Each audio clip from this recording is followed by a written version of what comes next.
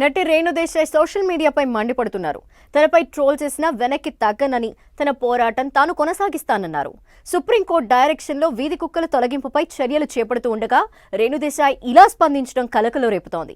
ఏ విషయంలోనైనా ఎవరికి ఎలాంటి అభిప్రాయాలైనా ఉండొచ్చు, కానీ ఇతర అంశాలని ఈ వీధి కుక్కల విషయంతో పోల్చడంతోనే అసలు సమస్య వస్తోంది.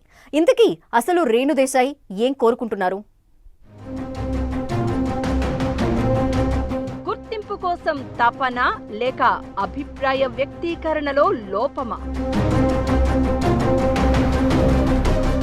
వీధి కుక్కలు మనుషులు ఒకటేనా? కొంతమంది సెలబ్రిటీలుగా పేరు తెచ్చుకోవాలనుకుంటారు. మరికొంతమంది ఆ స్టేటస్ తగ్గుతుందేమో అనే భయంతో బతుకుతారు. మరికొందరు తమని ఎవరూ గుర్తించడం లేదేమో అని తాపత్రయపడుతూ ఉంటారు.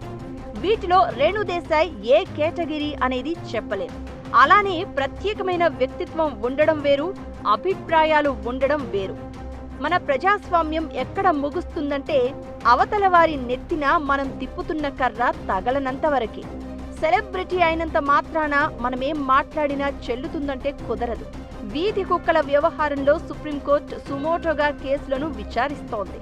ఈ క్రమంలో రాష్ట్రాలను ప్రతివాదులుగా చేర్చింది. కుక్క కాటుల నుంచి జనాలను కాపాడేందుకు కొన్ని చర్యలు సూచించింది. దీనిపై ఏం చేయాలనేది కోర్టులు, ప్రభుత్వాలు, యంత్రాంగం చూసుకుంటాయి. మనం సలహాలు, సూచనలు ఇవ్వడం వరకే పరిమితం కావచ్చు. అంతేకాని ఈ సూచనలు, సలహాల వ్యవహారంలో బుర్రలు పగలగొట్టుకోవాల్సిన అవసరం లేదు. రేణు దేశాయ్ పద్ధతి చూస్తే అలానే ఉంది. కుక్కలు కరిచి చిన్నారులు, వృద్ధులు చనిపోతుంటే, గాయపడుతుంటే స్పందించాల్సిన అవసరం ప్రభుత్వాలపైనే ఉంటుంది. దాన్ని తప్పు పట్టడానికి లేదు. నన్ను ఏ కుక్క కరవలేదు కాబట్టి కుక్కలను నియంత్రించడానికి జరిగే ప్రయత్నాలను తప్పుపడితే ఎలా? రేణు దేశాయ్ అభిప్రాయాలు ఆమె వ్యక్తిగతం. అవి ఎవరికి ఇష్టం ఉన్నా లేకపోయినా తప్పు పట్టాల్సిన అవసరం లేదు. అయితే ఈ క్రమంలో సొసైటీలోని ఇతర సమస్యలతో స్ట్రీట్ డాగ్స్ వ్యవహారాన్ని పోల్చడం తప్పు. అత్యాచారాలు చేసిన వారిని వదిలేస్తున్నారు కదా, అలానే అన్ని కుక్కలను ఎలా చంపుతున్నారనే వాదన అసందర్భం. ఇలాంటి గందరగోళ మాటలతో, వాదనలతో ఎవరు నెగ్గుతారు అనేది అప్రస్తుతం. అసలు సోషల్ మీడియా ప్రభావం ఎక్కువ కాదు, జీవితాల్లోకి చొచ్చుకుపోయేలా ఉన్నప్పుడు ప్రతి సత్రకాయల మాటలు పట్టించుకుంటూ పోవాల్సిన అవసరమే లేదు. ఈ క్రమంలో సోషల్ సైకోలు రేణు దేశాయ్పై అనుచిత వ్యాఖ్యలు చేస్తే చేసుకుంటారు. వాటిపై ఫిర్యాదులు చేయాలే కానీ ఓ 4-5 అంశాలను కలిపేసి కన్ఫ్యూజ్ చేయడం ద్వారా రేణు దేశాయ్ ఏమని సందేశం ఇస్తున్నారనే చర్చ జనంలో జరుగుతోంది.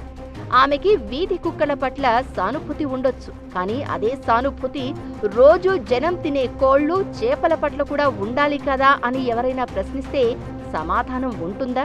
అందుకే కొన్ని విషయాల్లో ఊరుకున్నంత ఉత్తమం లేదంటారు.